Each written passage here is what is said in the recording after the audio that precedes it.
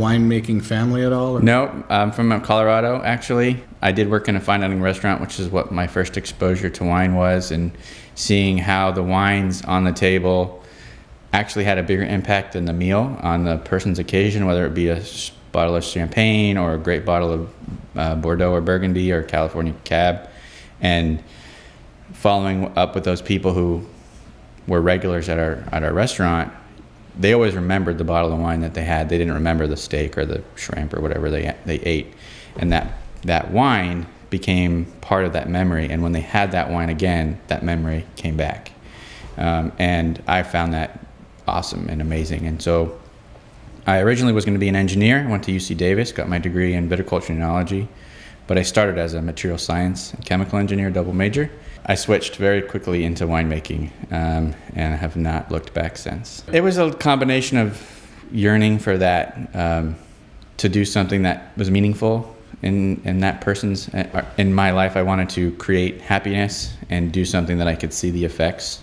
I was never really, as much as I love woodworking and building stuff, it never comes out the way I want it.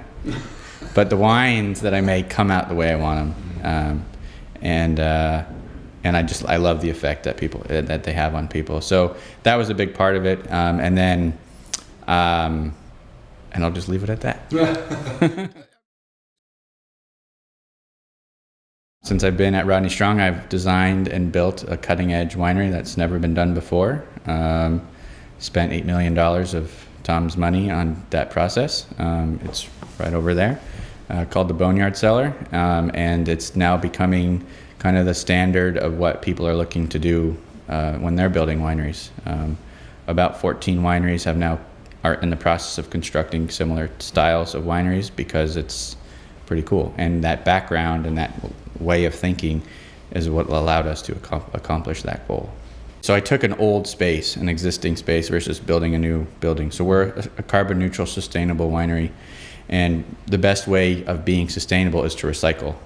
It's not to create a new footprint that doesn't need to be there. So we had this 10,000 square foot old warehouse that was being used to store all of our, excuse my French, all of our crap. Mm-hmm. And we called it the Boneyard because it's where we kept all our own old stuff. Sure.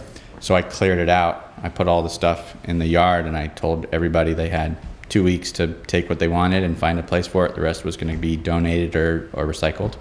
And we took that space and we made a winery out of it. So that was one of the big challenges. Was it wasn't designed to be a winery, it was designed to be a warehouse.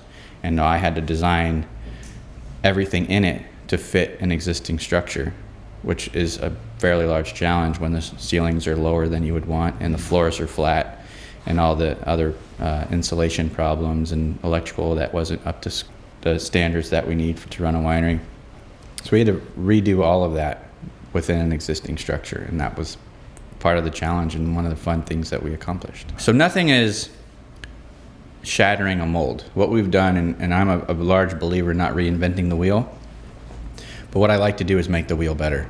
So we took a footprint and we looked at how to accomplish some set goals. And so we had this winery was built for a new vineyard we planted. So we wanted to put all of the vineyards, all the grapes from that vineyard into this winery. We wanted to make extremely high quality wine. This will be a new brand for us at a triple digit price point. So it has to be amazing. And how do I accomplish that while maintaining our sustainability focus and getting it in that footprint? So we went from round tanks to square tanks for starters.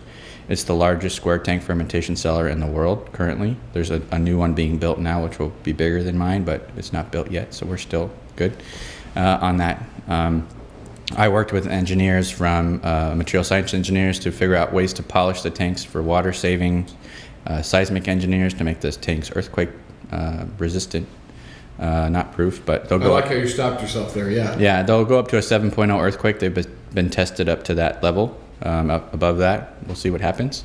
But we put in like ball bearing joints in the feet, so the tanks can literally dance around in a set footprint. We put in flexible glycol connectors, so as the tanks move, they don't break off the lines. And so we worked with large and small companies, including massive ones like BASF, and small ones from all over the world, Germany, Canada, America, to accomplish our goal, and it came out really great. You know, these tanks are 2.5 times the price of a normal tank, but because of the added capacity we get in the footprint, we can make more wine within the same type of cellar, and so we actually pay for the cost of the added cost of the cellar very quickly. It's actually about a 1 year payback for the extra money we put into the construction. We figured that out too to help justify the expense.